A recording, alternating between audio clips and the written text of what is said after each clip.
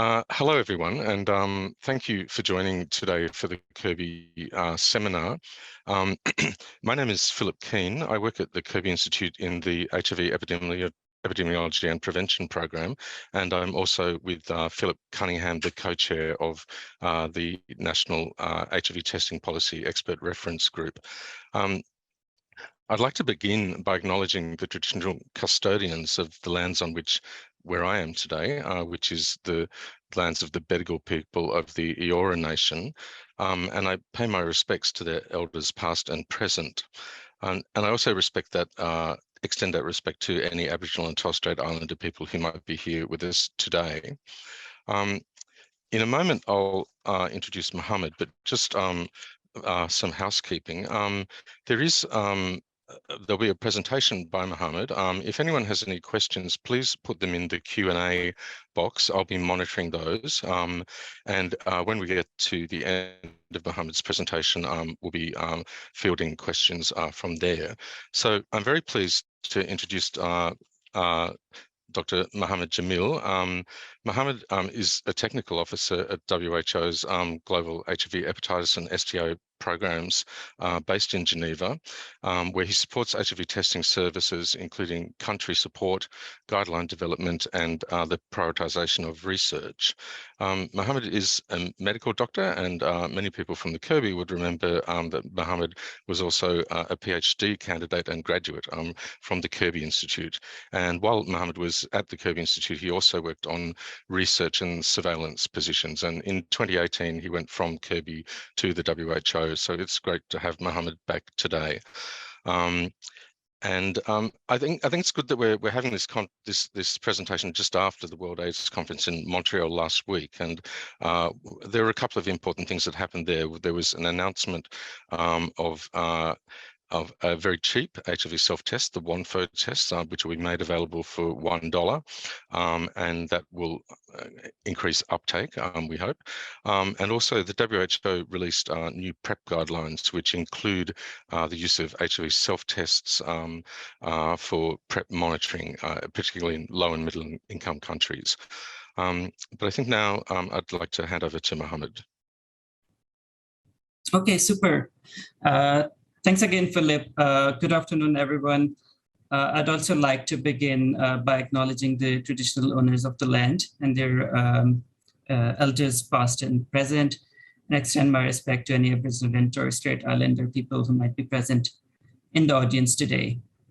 So really, I'm very excited to be back at the Kirby Institute for this seminar today. I see many familiar names in the list of attendees, but I'm sure there are many people who I've not had a chance to meet yet. So as Philip introduced, I'm Muhammad Jamil. I'm currently working at the WHO's Global HIV, Hepatitis and STIs Program as a technical officer focusing on HIV testing services. And I've been affiliated with the Kirby Institute for nearly 10 years before transitioning to WHO, so really very pleased and feel at home with this audience. So Philip asked me to present on HIV self-testing with a bit of a focus on innovation, global updates, and so it's quite a broad topic. It won't be, so what I decided to do was to give an overview of major updates in this space, speak a bit on innovation and examples, but by no means it's a detailed account, and I'm happy to have a follow-up for any in-depth questions or discussions. So this is the outline of my presentation today. So as we know, globally, substantial and impressive progress has been made towards achieving global goals, including the 90-90-90 or now the 95-95 targets by UNAIDS and UN agencies. So as of 2021, globally, 84% of all people with HIV have been diagnosed, However, still gaps remain. Nearly 6 million people need to be diagnosed, and the progress is not uniform across regions. So we need to optimize and orient our services to address those gaps. The UNAIDS report just released at the IAS conference shows that key populations remain the focus of epidemic. So if we see globally, nearly 70% of all new HIV infections are among key populations and their partners. If we look in the regions other than sub-Saharan Africa, this increases to 94% of new HIV infections being among key populations and their partners. So really key populations remain the focus of HIV response globally. As we know, Australia has an impressive HIV cascade, as you can see on the screen on your right. And 70% of new HIV infections are attributable to male-to-male sex or injecting drug use. And there have been impressive and significant declines in new HIV infections, but we also know that some populations, such as overseas-born men who have sex with men, still have either the infections are still not declines to a similar extent to Australian-born gay and bisexual men. The latest report tells us that 24% of new HIV infections are heterosexually acquired, which I guess reflects the demography. So who do we need to focus on to close these gaps? So globally, so in sub-Saharan Africa, this is men, particularly older men and adolescents, girls and young women. But globally in all settings, as I mentioned, key populations, partners of people with HIV, STI patients, they are consistently being missed. And there are many people who are diagnosed and never initiated ART or were lost to follow-up. So they need to be re-engaged in services as well. And across settings, we have seen different disruptions in services due to COVID-19 related measures, and we need to continue to catch up and improve. So as I said, we really need to differentiate our services and optimize to focus on populations and areas with greatest needs. So as you know, HIV testing services provide a critical gateway, not only to treatment, but also to prevention. So by offering HIV testing, we can diagnose and link those who are HIV positive to treatment. But those who are HIV negative, but at ongoing risk, can be linked to effective prevention services, including pre-exposure prophylaxis or PrEP. And as I said, it also allows us to re-engage those who are lost to follow-up or did not initiate ART and relink them to services. So WHO recommends a strategic mix of differentiated HIV testing services focused on the greatest gaps and priority populations. So these are WHO recommended HIV testing services approaches. And for the rest of my presentation, I'll be focusing on HIV self-testing.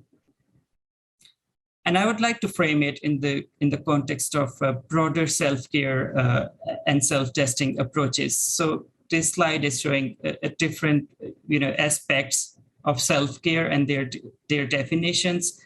But if I narrow down on self-testing, it's really referring to self-testing approaches, self-screening, self-diagnosis, self-sampling, and this suite continues to grow. But in the context of HIV, what we mean by self-testing is when someone collects their own specimen, whether it's an oral fluid or blood-based sample, perform and run the test and interpret the result. Really, self-care and self-testing approaches are becoming a core component of a health system, and they are likely to grow because communities and users like them, and they bring efficiency and cost reductions, not only to health system, but also by reducing opportunity costs to individuals. These approaches increase autonomy and give greater control to users on their health and can potentially improve equity and improve access to services. So we really expect that this will continue to grow in the coming years.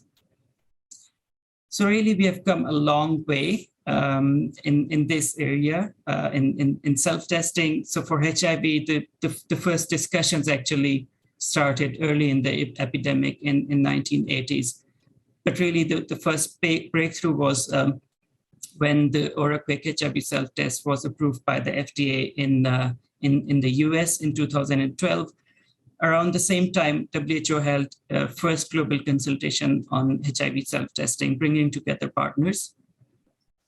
And subsequently, first WHO guidelines on HIV self-testing were released in 2016.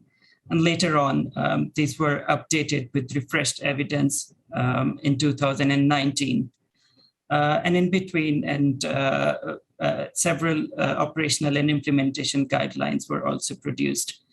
We currently have 6 WHO pre-qualified HIV self-tests, including both oral fluid and blood.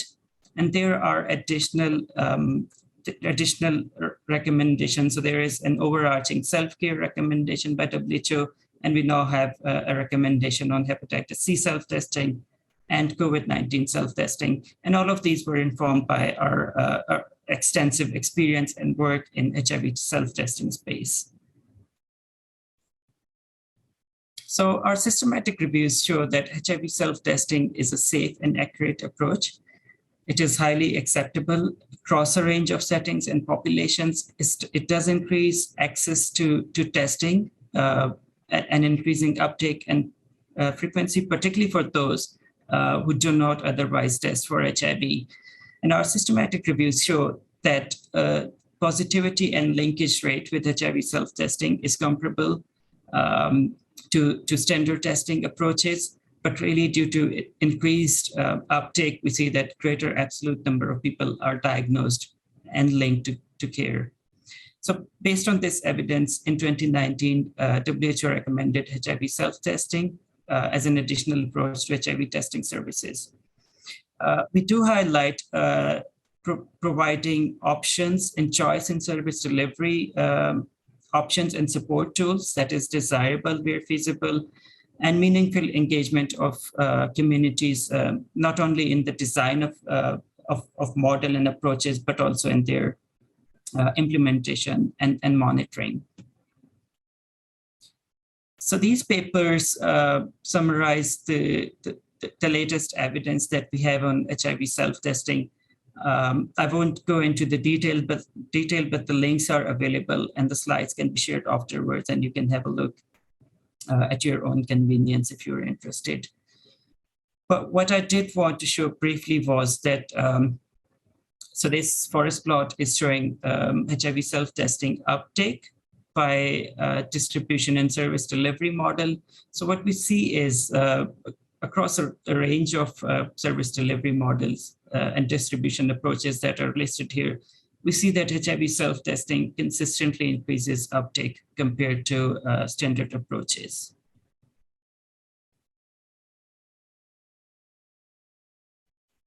So it is important to use quality assured products for HIV self-testing. One way of ensuring that is to use WHO pre-qualified products.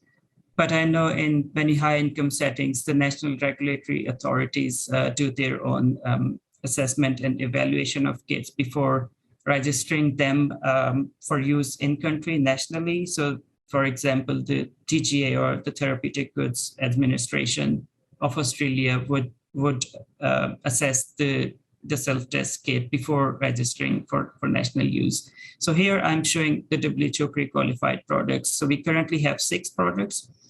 5 are blood-based and 1 is oral. And there are additional products in the pipeline undergoing pre-qualification assessment. But really the highlight is the Philip alluded to is the announcement that was made at the IS conference by MedAccess, Clinton Health Access Initiative, and the manufacturer of HIV self-test, the Bond for HIV self-test, which is now available for public sector procurement in low and middle income countries for $1. And there are other affordable products as well. Mylan HIV self-test, for example, is available for $2. The Abbott Check Now self-test is expected to be available for around $1.50. So I think in the donor-funded space and low and middle income countries, it's really important and critical, and that's because I'm giving you a global perspective. So in that scheme of things, it's a really important announcement, because we know from the Global Fund and PEPFAR that if $1 self-test was available, which is almost equivalent to the price of the A1 or the first RDT algorithm that is used in LMICs mostly. So we expect to see increase in procurement of HIV self-test kits under donor-funded programs. So I just did want to spend a minute here to orient you to this update. We do regularly monitor HIV self-testing policy and implementation uptake in national policies globally. So as of June or July this year, we see that 98 countries globally have supportive HIV self-testing policies, and 52 of them are routinely implementing HIV self-testing. Many others are in the process of developing policies.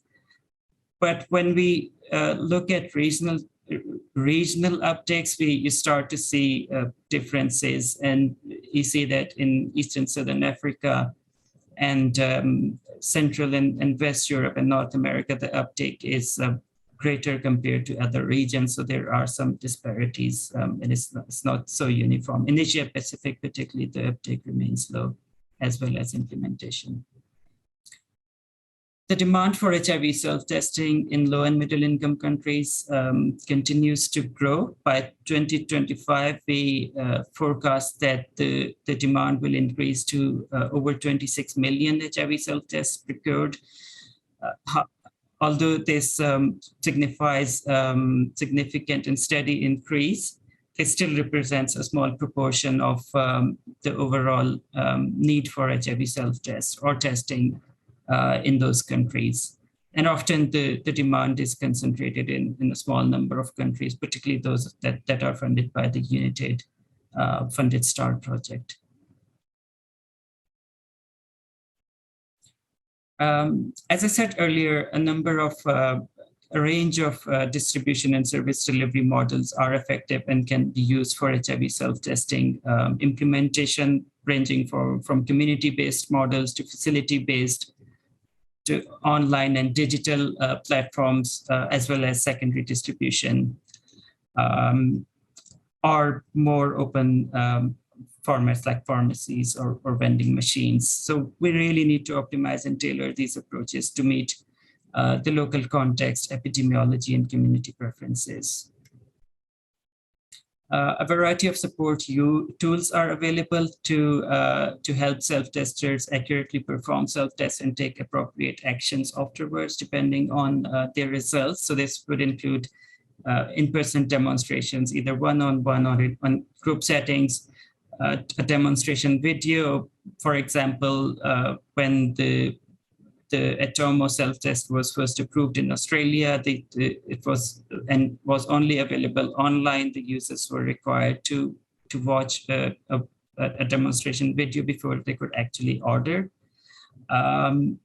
self-tests. And there are other approaches like phone-based or messaging platforms or use of influencers in social media. So really, when we think about HIV testing services, there are two approaches. One is to orient them for case findings that is reaching those people with HIV who are still undiagnosed, or or a prevention-focused approach, whereby those that are HIV negative can be linked to prevention and then monitor them so they remain negative. Or if they become HIV positive, that they are linked as soon as possible to services. So HIV self-testing can essentially support each of these approaches for case finding, for example, integrating HIV self-testing in facilities, particularly those where we typically see less uptake of HIV testing, for example, family planning and STI clinics in high burden settings. And they can potentially replace the use of screening tools in facilities. So if you're familiar, the PEPFAR programs, for example, they are encouraging the use of screening tools to increase the yield of services due to decline in budgets. And I can speak to it later in detail if there's interest, but I just wanted to mention that. Another community-based approaches are secondary distribution from an index client to their HIV, so to either HIV positive or negative to their partner. And as I said, HIV self-testing can support prevention-focused strategy as well by increasing demand, but also to monitor those who are actually using prevention services. WHO recommends HIV self-testing as one of the key adaptation strategies to address the disruptions in services caused by the COVID-19 epidemic. So really to catch up the losses and improve the gains. So HIV self-testing is one of the core strategies. And we've seen over the past 2 to 3 years that many programs have pivoted HIV self-testing and transitioned to it and scale up where other services were not able to be continued as they would normally be. And for those of you who are familiar with the Global Fund funding model for the funding round, which is called the NFM4 or New Funding Model 4, which is 2023 to 2025, HIV self-testing is now a program essential, which means that it's a minimum program requirement and all countries are expected to include HIV self-testing within the differentiated HIV testing services approaches. So we really think that it's an important announcement as well. Increasingly, I think virtual interventions and digital platforms are going to become more central and important for service delivery. Many settings are already doing it, but virtual interventions really refer to the use of internet and phone-based platforms for delivering services and communication. And why should we go virtual? There are nearly 5 billion internet users globally who spend a significant amount of time every day on social media. So by tapping into that platform, it gives opportunity to reach those who may not be accessing the traditional services. And we've seen that the virtual networks can be different from physical networks. So it does give us a relatively low cost option for reaching those who to reach through other mechanisms could be actually quite costly. So at the IS conference, WHO and UNAIDS launched a new policy brief providing guiding principles to programs for implementing virtual interventions for HIV and other diseases. So the link is available. You can view it at your convenience. The other update that Philip alluded to in his introduction as well, so again at the IS conference, WHO launched a differentiated and simplified PrEP or pre-exposure prophylaxis guidance. And really it's trying to make the service delivery simple and give more choice to providers and users to offer PrEP. And HIV self-testing is one of the approaches that that can now be used to not only to increase demand for PrEP, but also to support PrEP delivery. And I'll come back to it later on as well. And we've seen like a scale up of self-testing. Many programs have actually used HIV self-testing to continue PrEP delivery during the COVID pandemic. I just wanted to touch briefly on monitoring and evaluation for HIV self-testing as well.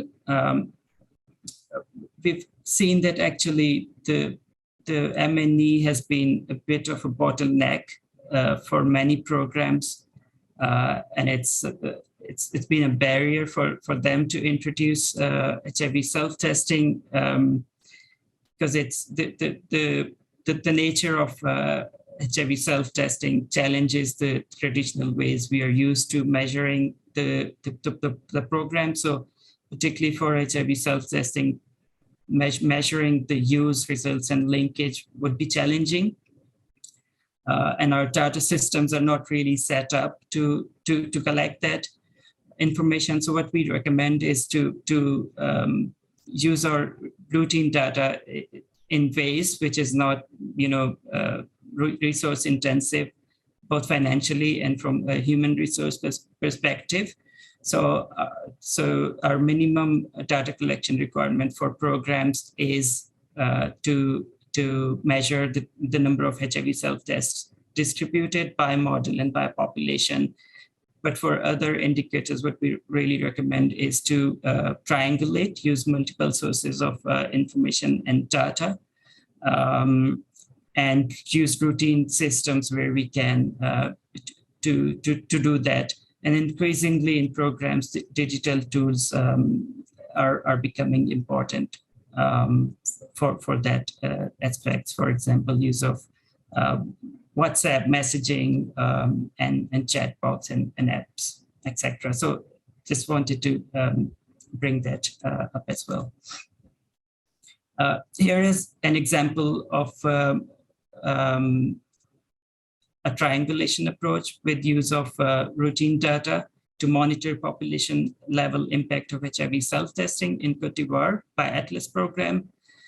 So I won't go into the detail of this model. It's a simple model using routine data, but what this analysis shows is that in those districts where HIV self-tests were distributed, for each additional 1,000 HIV self-tests distributed, nearly 600 additional individuals would be tested. And again, for 1,000 additional HIV self-tests distributed, 8 additional diagnoses would be made. So those sort of analysis is what we are suggesting should be used. So it's not cumbersome and uses routine data collection systems. It's important to make sure that the self-tests that are on the market are performing to the level that's expected, and this is what is referred to as post-market surveillance. So it is a little bit different for HIV self-testing in the sense that for other testing approaches, the laboratories or providers would be the one who would note any issues with the test and report to the manufacturer or national authorities. But in the context of self-testing, really the end users are lay users or communities. So it's still important that any issues with self-tests which are on the market are reported to the manufacturer and national regulatory authorities. And there is a WHO guidance and a policy brief on how to do it, but really like simple tools, ways to collect feedback, and making sure that information is included in the messaging with HIV self-testing is important. So just now going through a few examples from different parts of the world. This first one is from HIV STAR project in Africa, which distributed nearly 5 million tests over several years in 5 to 6 countries in Africa. So really what it shows is that HIV self-testing increases, it reaches effectively and consistently reaches first-time and non-recent testers. Sorry, I'm not able to see part of my slide due to pop-ups. And it increases demand for ART in the catchment area of the distribution. So it's the graph on your left. And it in those settings, it achieved high positivity and linkage rates. And really we're seeing similar results in other settings as well. I did want to spend a couple of minutes on this example from Vietnam. Vietnam has been really a leader in HIV self-testing implementation with use of differentiated approaches.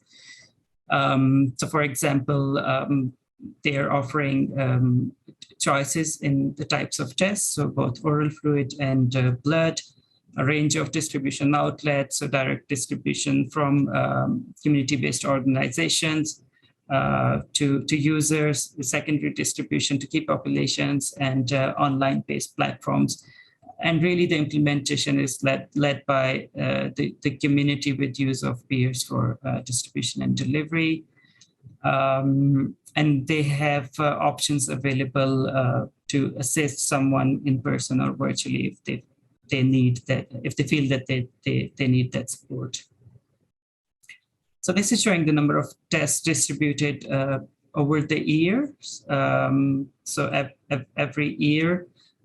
So you see that between 2019 and 2021, there was a considerable increase in the number of tests distributed. So this is reflecting the scale up of the model during the COVID-19, where facilities weren't able to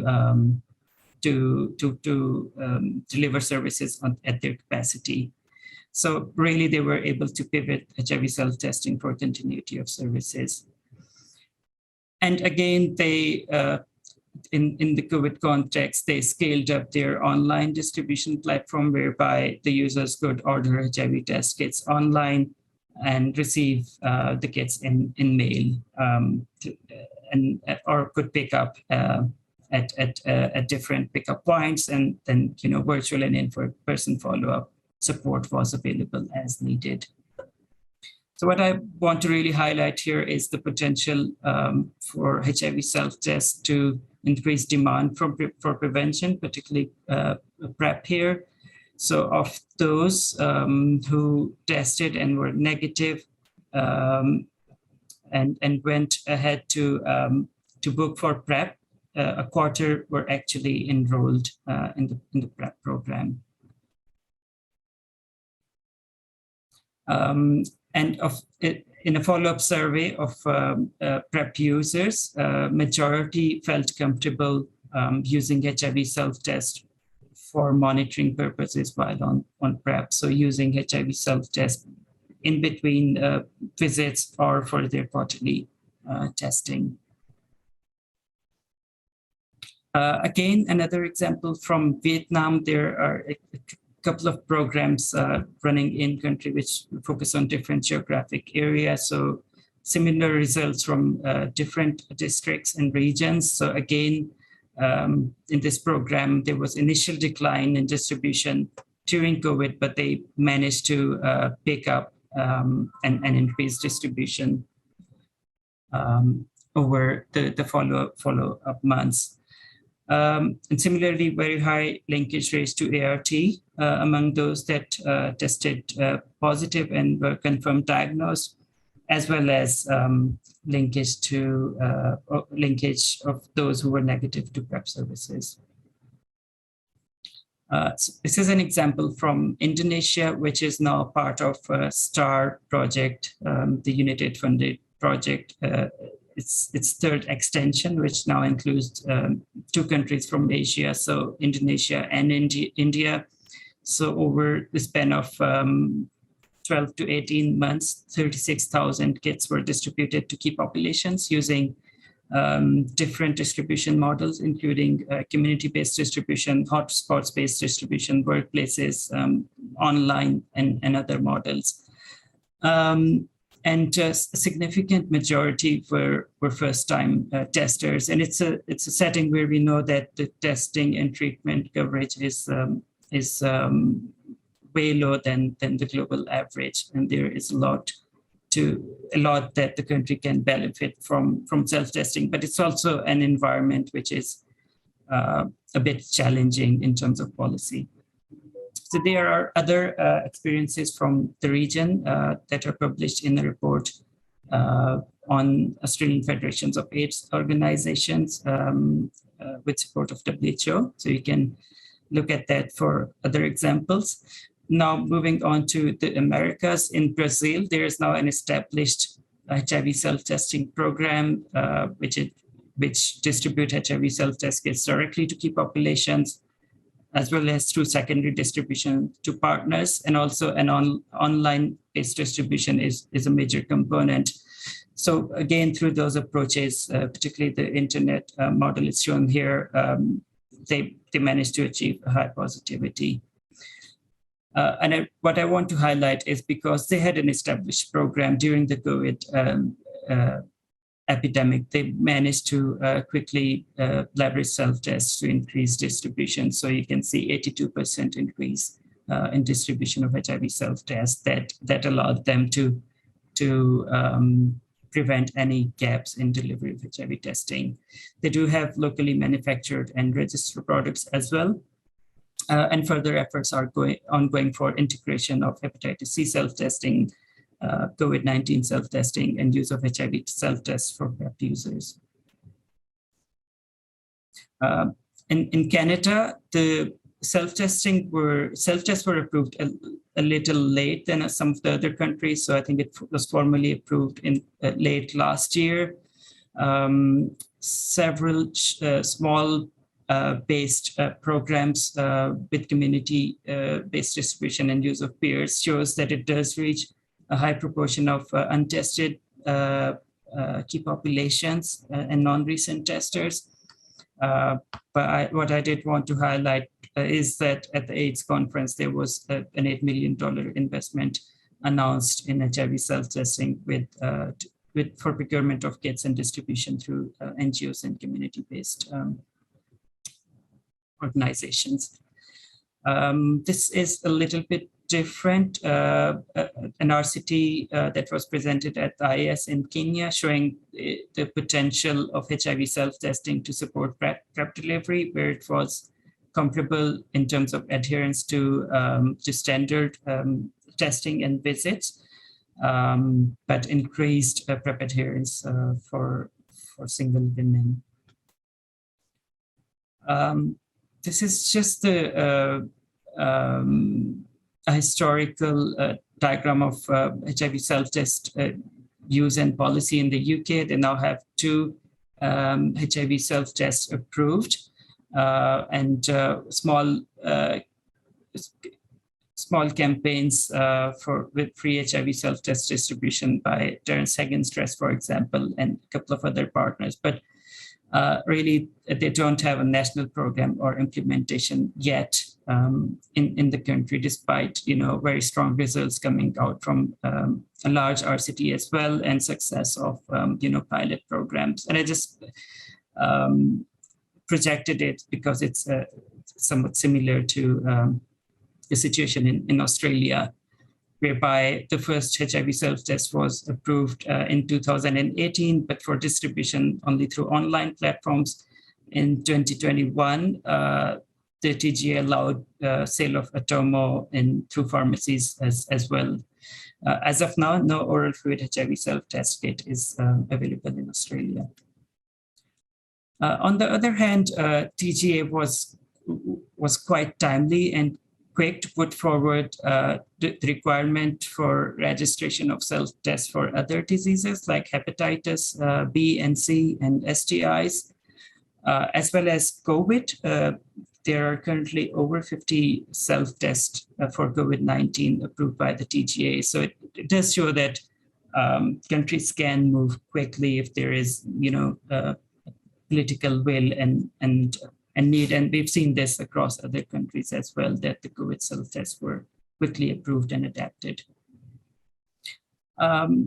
Consequently, we see that HIV self-test use in Australia remains relatively low. These are data from Sydney Gay Community Periodic Surveys for 2022, which is unpublished. So thanks to Martin Holt for providing these data. We see that a small proportion of respondents have said that HIV self-test was their last test. But when the wording of the question was changed, I think this year to asking about the previous 12 months rather than the last test, we do see that the percentage increases to about 2.6%. We don't know, at least I don't know the situation in other states or nationally. Maybe Martin or others have better perspective on that. But this is really contrary to what we see from our research that Kirby has led a lot of that and from published studies, which shows that significant interest in HIV self-testing and as well as uptake. So really the question is, are we reaching the right populations? Are we using the correct models for distributions? And how do we target and improve the uptake better? So really some of the results coming through from the discrete choice experiments showing that those who prefer self-tests for testing, they want or they prefer to have a free self-test or an affordable self-test. They also prefer oral fluid test. They tend to be younger, or actually slightly older, over 25 years, tend to be infrequent testers, and also have a preference for obtaining HIV self-test kits for pharmacy. And we also see that people born overseas have greater odds of being willing to use HIV self-test and also use secondary distribution models. This is important because we know that the epidemic has not, or new infections haven't declined to an extent that we would expect in this population. So really, they remain a priority for the response in Australia. Also, we saw that oral fluid test was a slightly more preferred test compared to the blood-based test, but we don't have an oral fluid test available in Australia. So I think this was just to put forward a few ideas in terms of how we might better target self-test use in Australia. I just wanted to quickly mention some of the forthcoming updates. In 2021, WHO issued a new recommendation on hepatitis C self-testing. So implementation and pilot projects are ongoing in a number of countries. And we expect that WHO pre-qualified products will become available very soon to support implementation. Likewise, we have earlier this year, WHO published a recommendation on COVID-19 self-testing, which was a little bit late in the bigger scheme of things, but nonetheless, it is now supported by WHO. Several countries are already doing it as a routine. We are also, so I did mention the potential for use of HIV self-test to support service delivery for PrEP. We'll continue to monitor and review evidence. There are ongoing trials that are expected to be available soon for review. So we'll review them and hope that there will be a more formal recommendation on this in early next year. We're also closely monitoring the long-acting injectable PrEP use and uptake and its unique considerations that it may have for testing services broadly, but also for HIV self-testing. We are looking at additional use cases for HIV self-testing as well. For example, for use in facilities as a routine and replacing screening tools in high burden settings. And we are also very keen to look at approaches for supporting linkage to prevention after HIV self-testing. So these updates will be forthcoming over the next year or so in a phased manner. So really to sum up, and I'm looking at my clock as well and near the end of my allocated time as well, but really we think that self-testing will become the norm and will continue to have a more central role in service delivery, but really affordable products, not only in public sector, but also in private sectors, is important to support that expansion. We need new use cases and evidence for that, and expanding from current case finding approaches to more broader prevention focused approaches, and continuing to close the gaps and disruptions caused by COVID-19. More disease areas are adapting self-care and self-testing approaches and really learning a lot from HIV experience and evidence. And likewise for programs, we need to ensure that implementation is growing with use of quality assured and affordable self-test. But it's important to continue that advocacy and really follow the communities and listen to them and make sure that they are engaged in the programming, messaging, service delivery, and monitoring. So I think I'll end on that note, included links to some of the resources, but feel free to reach out if you have any questions or want to discuss afterwards. And here are my acknowledgements. And that's it. Thanks for your attention. But back to you, Philip. Well, thank you very much, Muhammad. That was really fascinating and really broad ranging. I thought it was really interesting to see some of the data about how in Vietnam in particular, the uptake of self-tests had really increased during COVID. And you made the point about the benefits of HIV self-testing as an alternative during COVID. We did see in Australia a big decline in testing at clinics, particularly among gay and bisexual men. We do have a couple of questions in the chat and a couple of comments, but I might just kick off with just a brief, broad one myself. And it was interesting how you spoke about ways to monitor and evaluate uptake of HIV self-testing, and you spoke about how because of the private nature of self-testing, it's difficult to get data about use of self-tests, but. And we've been surprised in Australia at the low uptake of the commercially available self-test. Although, as you noted, until recently, until October last year, there was quite a restrictive set of regulations on how people could access the test, whereby they're required to watch a video and only purchase it online. And you presented the data that Martin kindly provided about the recent gay community periodic survey data, where there was a specific question about whether people had used tests. But my question is, outside the context of trials, where it's easier, or programs where tests are being distributed for free and there's some information collected, is there much data, to your knowledge, being collected in other settings along the lines, I guess, of the periodics or other ways, just to monitor self-reported use of HIV self-tests among key populations? Yeah, no, that's a great question, Philip.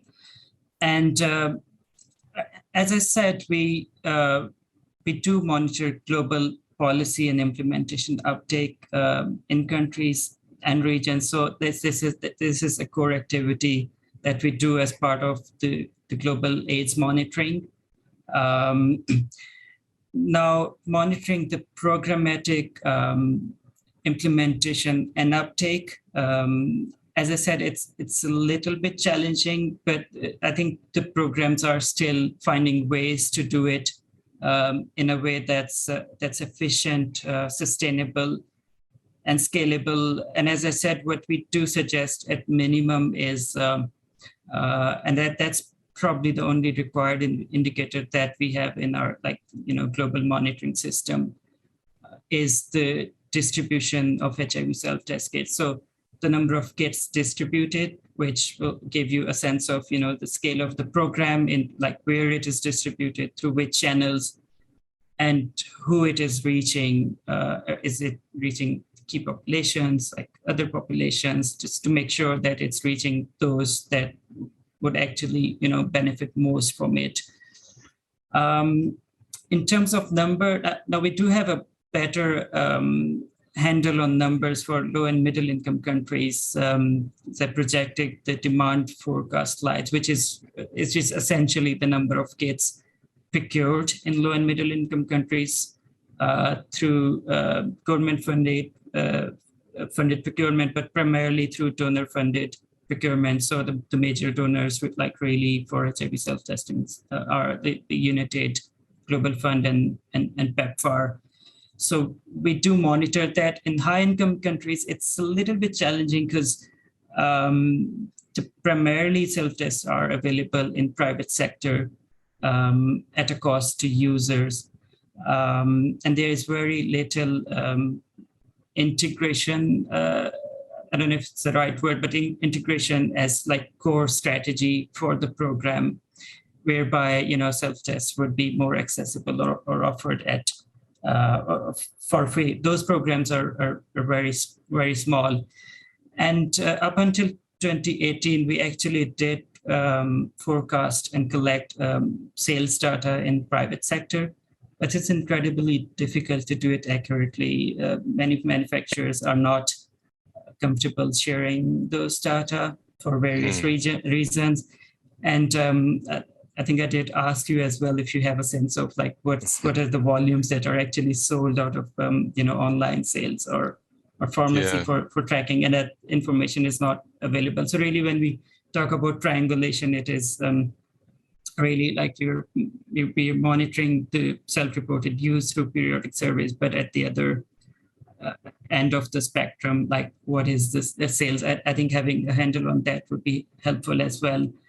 And again, the uptake in standard terms, it's just incredibly difficult to measure. So it's not a direct answer, but a few issues that relate to that monitoring piece. Yeah. Well, thank you, Muhammad. And I guess just to note, with the Atomo test, it is now available to be sold in pharmacies, but in New South Wales, for example, unfortunately, so far only 6 pharmacies are stocking and selling those tests. There are a couple of questions from participants, so I'll move on to that. If we are running close to time, but if anyone has any additional questions, please put them in the chat. There's one from Andrew Grulich, and he notes that Australian testing guidelines recommend 4th generation testing, which include HIV antibody and antigen detection.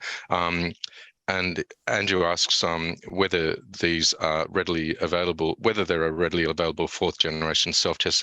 I don't think that there are yet any of the WHO pre-qualified ones, but you mentioned that the only ones, to my knowledge, are antibody-only tests, but you did mention some things in the pipeline. So are there any antigen or combo antibody and antigen tests in the pipeline for self-testing? No, not for self-testing. The products that are currently available on the market and in the pipeline, they are all antibody-based. But there is currently a WHO pre-qualified antigen antibody RDT combo. But I think what we see is that the performance of the antigen line isn't quite comparable to the EIA or lab-based assay. So it does give additional clinical utility in terms of early diagnosis with that RDT format. So we don't see any, at least for LMIC context, additional value or clinical utility for that format of test. And then we need to balance that with any additional benefit with complexity that having 2 lines introduce for lay users in terms of interpretation and then understanding those results. So it may actually reduce usability if the test is more complicated. There is some data on use of dual HIV and syphilis tests, though, for HIV self-testing, and we're going to be reviewing that evidence and see how it's performing. Okay, great. Just a couple of comments I'll mention. Thank you very much, Luke Coffey, for providing those data in the Q&A about your project to distribute the Atomo tests. I think it's fascinating that they're being distributed through sex on premises venues and a university campus. And I'd love to find out more about that project. And Martin Holt has noted that in Victoria, there was a similar level, 2.5% of men in the recent gay community survey in Victoria reported having used a self-test.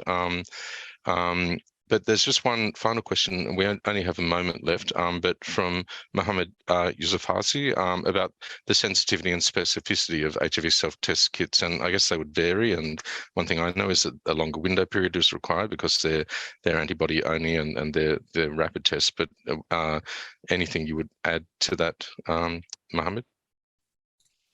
So the sensitivity and specificity or performance requirement for HIV self-test is similar for pre-qualification assessment is similar to professional use RDTs. And actually a lot of the self-tests are, co-packaged or adapted version of their professional use counterparts. So that clinical requirement is the same. What we focus on more in pre-qualifications assessment is the usability component to make sure that the tests are really usable, easy to use, and interpretable to make sure that there is no loss of performance due to low usability. So that's where the real focus is for HIV self-test for pre-qualification assessment, but they do meet the professional use requirements. Yeah. Okay. Well, thank you very much, Muhammad. It's been fascinating. We are on time, and thanks for everyone who attended and the questions. Also, many congratulations to you, Muhammad, in the chat for a great talk, including from Rebecca Guy. So thanks very much again, and thanks everyone for attending. See you later. Thank you, Philip. Thanks, everyone. Really pleasure to be here. Great. Bye-bye.